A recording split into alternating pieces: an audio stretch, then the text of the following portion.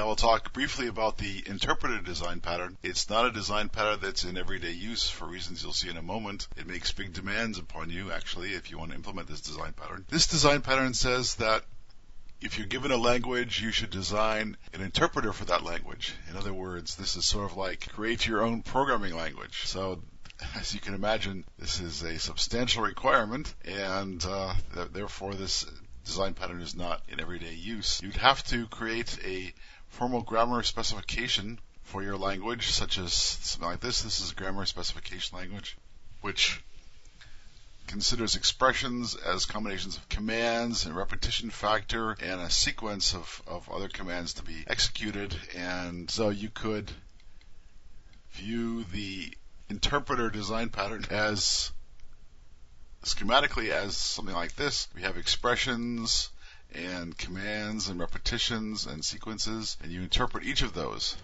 So you see, this is quite a hefty design pattern. It says design your own language and design your own way of handling that language in code. So it's not a task that many people are prepared to undertake, and it's a difficult one. So we're just going to cover this in passing, and now you know all about the interpreter design pattern. And that's about all that we can say on this one, because this is a very hefty, heavyweight type of design pattern. If you want to implement it, you'd be stuck implementing your own language.